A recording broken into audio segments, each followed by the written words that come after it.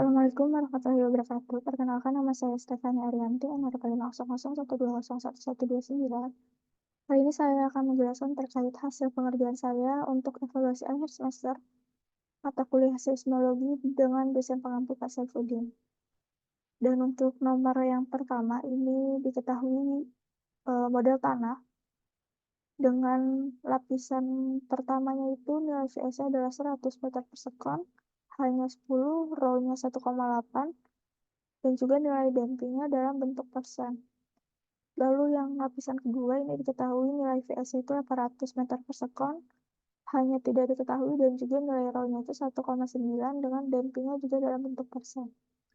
Nah ini untuk yang A diminta untuk menghitung teoretikal amplifikasi dengan menggunakan source kode teoretikal amplifikasi, maka didapatkan grafik fungsi transfer. Jadi di sini saya menggunakan source kode ini. Nah, untuk yang tadi soal pertama ini bisa dimasukkan untuk yang 2 layer model ini. Karena tadi diketahui ada 2 lapisan gitu. Nah, ini bisa digunakan N ini sama dengan 2, lalu juga N ini menunjukkan jumlah layernya, dan juga dimasukkan nilai VS-nya. Tadi itu adalah nilai VS itu 100 dan 800. Dan juga dimasukkan nilai H-nya. Tadi itu 10. Dan juga dimasukkan nilai rho-nya 1,8 dan 1,9. Lalu apabila source code ini di-plotting dan di-run, maka didapatkan sebuah grafik fungsi transfer seperti ini. Nah, dari source code yang tadi saya jelaskan, itu ada beberapa variabel yang digunakan.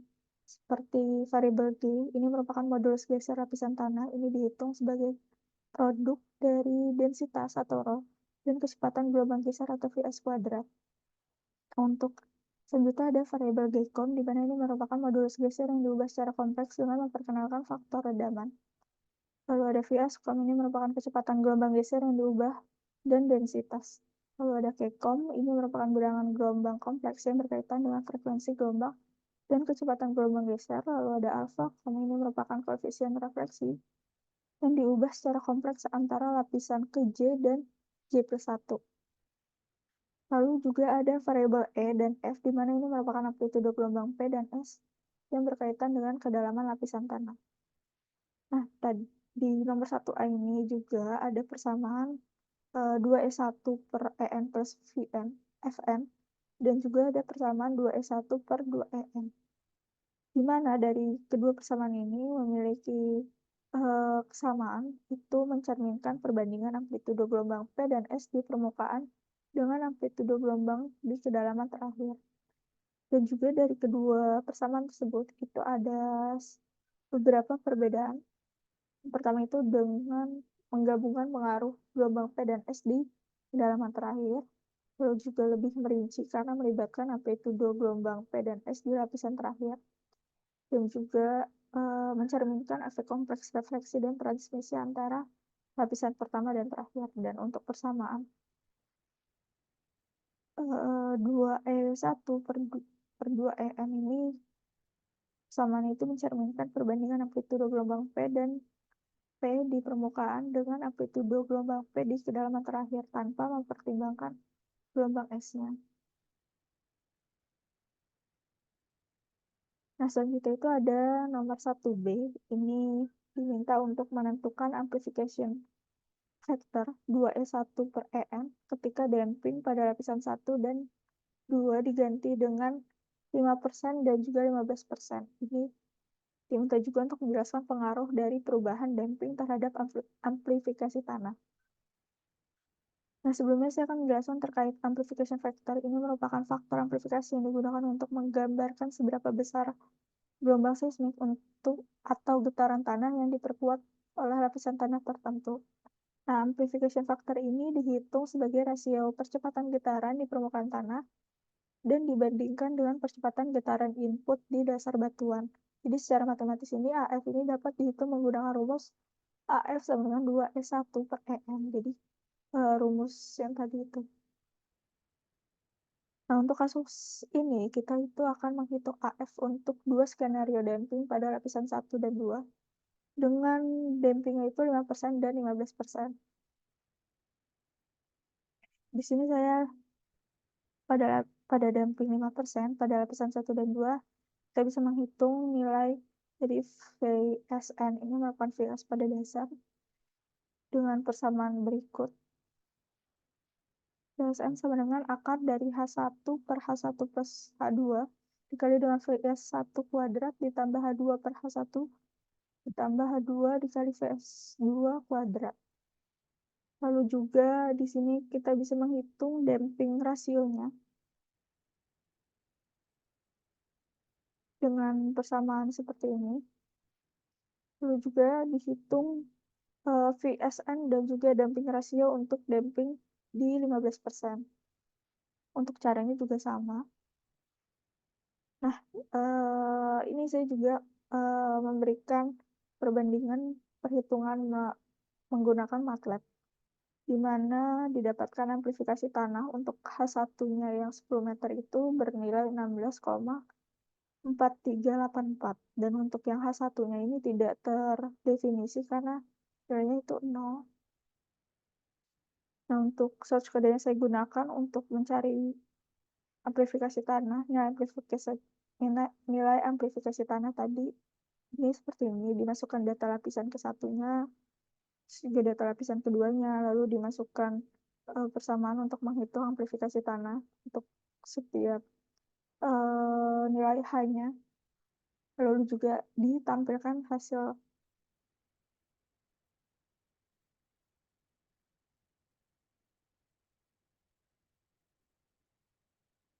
Nah, dari pengaruh perubahan damping terhadap amplifikasi tanah ini, yang pertama terkait semakin tinggi nilai damping, semakin rendah, maka semakin rendah nilai AF, yang berarti amplifikasi tanahnya ini lebih rendah. Yang kedua adalah damping tinggi ini mengakibatkan energi gelombang lebih banyak diserap oleh tanah, sehingga kurang energi yang mencapai permukaan dan amplifikasi juga berkurang. Nah, begitupun sebaliknya, apabila damping rendah ini meningkatkan kemampuan tanah untuk mentransmisikan energi gelombang ke permukaan, sehingga amplifikasi pun juga meningkat. Selanjutnya, yang kedua itu menghitung teoretikal amplifikasi tanah 2E1 per EM dengan model tanah. Ini ada 3 lapisan. Dengan lapisan satunya itu VS-nya adalah nanti VS1. Ini VS1 nanti ada nilai 100, 500, dan juga 1000. Dengan nilai hanya 50, nilai rho-nya 1,8 dengan dampingnya 2. Lalu untuk lapisan kedua VS 1500 hanya 100. Rho-nya 1,9 dengan dampingnya 2. Lalu untuk lapisan ketiga ini VS 2000 hanya tidak diketahui, dan juga rho-nya itu adalah 2 dengan dampingnya itu adalah 2%. Ini diminta untuk membandingkan amplifikasi tanah untuk VS dengan nilai 100, 500, dan juga 1000. Dan dari perbandingan itu, kira-kira apa sih kesimpulan yang bisa diambil? Nah, dengan menggunakan source code theoretical amplifikasi tadi, maka didapatkan grafik fungsi transfer seperti berikut. Ini yang pertama untuk nilai VS satunya 100 meter per sekon. Lalu yang kedua ini untuk nilai VS satunya 500 meter per sekon. Dan yang ketiga ini untuk nilai VS satunya 1000 meter per sekon. Nah, perubahan nilai VS1 ini akan mempengaruhi nilai amplifikasi tanah yang dihitung berdasarkan model yang diberikan. Amplifikasi tanah 2E1 per EN ini bergantung pada perbandingan kecepatan gelombang geser di permukaan tanah VS1 dengan kecepatan gelombang geser di batuan di bawah tanah. Nah, untuk aspek-aspek yang mempengaruhi amplifikasi tanah itu, yang pertama ada kecepatan gelombang geser, balan lapisan, dan juga densitas tanah.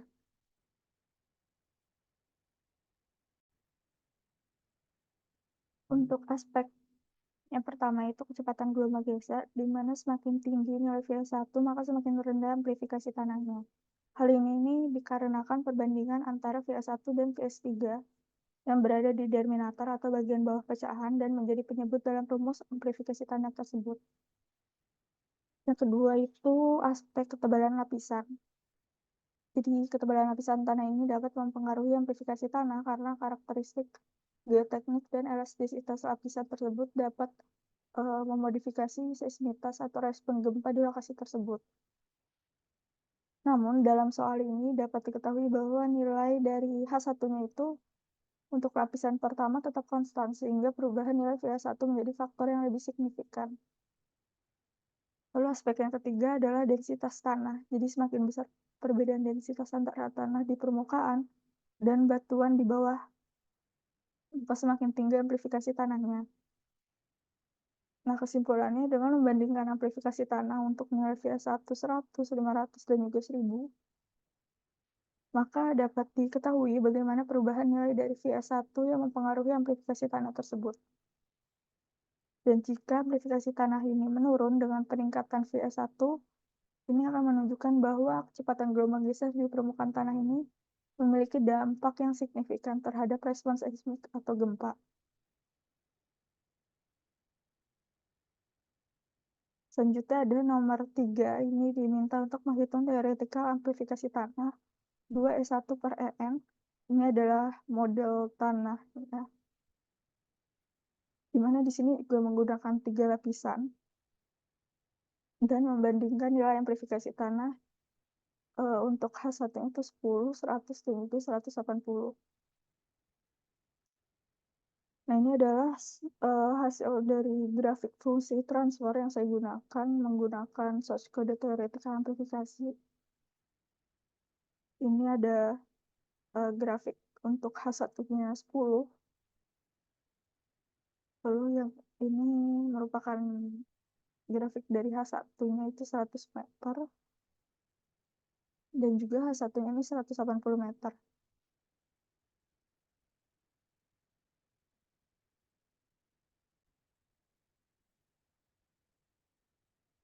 Nah, perubahan nilai H1 itu dalam model tanah ini akan mempengaruhi amplifikasi tanah dan beberapa poin-poin yang dapat diperhatikan ketika mengamati perubahan nilai H1 dan dampaknya pada amplifikasi tanah. Poin yang pertama terkait ketebalan lapisan tanah. Jadi semakin besar nilai H1-nya, biasanya semakin signifikan pengaruhnya terhadap amplifikasi tanah. Jadi ketebalan lapisan yang lebih besar ini dapat menyebabkan perubahan dalam interaksi gelombang seismik di lapisan tersebut. Selanjutnya yaitu resonansi dan faktor damping. Jadi ketebalan lapisan juga dapat mempengaruhi frekuensi resonansi sistem dan faktor damping. Jadi lapisan dengan ketebalan tertentu ini dapat menyebabkan puncak resonansi pada frekuensi tertentu yang mungkin berkontribusi pada amplifikasi tanah. Lalu poin ketiga yaitu redaman gelombang. Jadi lapisan dengan ketebalan yang signifikan dapat meredam energi gelombang seismik sehingga dapat terjadi penurunan amplifikasi dengan peningkatan H1. Nah, di sini saya tarik kesimpulan terkait perubahan nilai H1 ini dapat mempengaruhi kompleksitas interaksi gelombang seismik dengan lapisan tanah dan batuan di bawahnya. Jadi peningkatan H1 ini cenderung meningkatkan amplifikasi tanah, tetapi dampaknya dapat bervariasi tergantung pada sifat-sifat elastis dan geoteknik dari setiap lapisan dan batuan di bawahnya. Dan oleh karena itu, dengan mengamati perubahan nilai H1, maka dapat mengidentifikasi bagaimana ketebalan lapisan tanah yang mempengaruhi respon seismik di lokasi tersebut. Selanjutnya ada nomor 4 ini terkait ada gempa dengan magnitudo 6,1. Dan ini gempa ini terekam di suatu stasiun. Dan data rekaman ini tercatat juga dengan dari PS logging itu diperoleh informasi tanah dari FKS H12. Jadi ini adalah lokasi stasiun seismik FKS H12 dan juga epicenter gempa bumi dengan magnitudo. Ini adalah informasi terkait FKS H12 itu, di mana ada informasi ketebalan, kedalaman, FP, dan juga FS.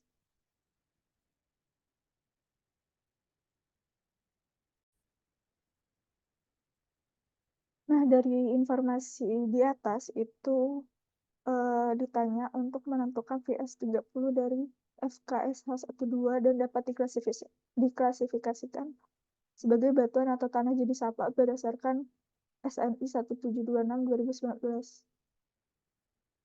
Nah, jadi VS30 ini merupakan kecepatan gelombang geser di dalam 30 meter pertama di bawah permukaan. Nah, untuk menghitung VS30, ini menggunakan nilai VS dalam 30 meter pertama. Dan persamaan itu yaitu VS30 sama dengan 30 per nilai dari HI-nya per VS ini. Di situ dimasukin nilai HI per VSI, jadinya 30 per 4 per 250 ditambah 18 per 400 ditambah 42 per 1360. Nah, maka didapatkan nilai VS30-nya itu sekitar 326,504 meter persekuan. Nah, ini adalah klasifikasi batuan berdasarkan SNI 1726/2019 tadi. Nah, jadi dapat diketahui bahwa nilai VS30 yang sebesar 326 sekian ini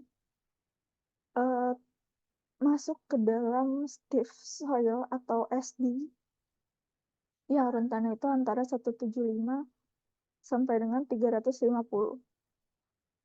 Nah, di klasifikasi batuan ini itu termasuk ke tanah sedang. Selanjutnya yaitu menentukan theoretical soil amplification 2S1 per EN plus FN dari FKH 12. Ini ada persamaan hubungan empiris yang digunakan. Jadi di sini tinggal memasukkan nilai dari VS-nya. Dimana untuk yang pertama itu VS-nya 250, terus yang kedua 400, yang ketiga 1360, yang keempat itu 2320. Ini adalah nilai dari row-nya atau kerapatannya. Untuk VS 250 kerapatannya itu 1,735. Untuk VS 400 kerapatannya itu 1,823. Untuk VS 1360 kerapatannya itu 2,181. Untuk VS 2320 kerapatannya itu 2,42. Selanjutnya itu juga ditanya terkait menentukan empirical soil amplification dan juga menjelaskan persamaan dan perbedaan soil amplification dari perhitungan nomor B dan C. Dan diberikan penjelasannya. Jadi, untuk amplifikasi teoritis yang B itu didasarkan pada hubungan empiris untuk kerapatan tanah. Sedangkan yang amplifikasi empiris C itu didasarkan pada data rekaman gempa dan karakteristik tanah aktual. Nah, untuk perbedaan ini dapat disebabkan oleh variasi aktual dalam sifat-sifat tanah dan dampak gempa pada lokasi tertentu. Oke, jadi sekiranya sekian untuk penjelasan saya terkait hasil pengerjaan saya untuk evaluasi akhir semester mata kuliah seismologi ini. Kurang lebihnya mohon maaf. Wassalamualaikum warahmatullahi wabarakatuh.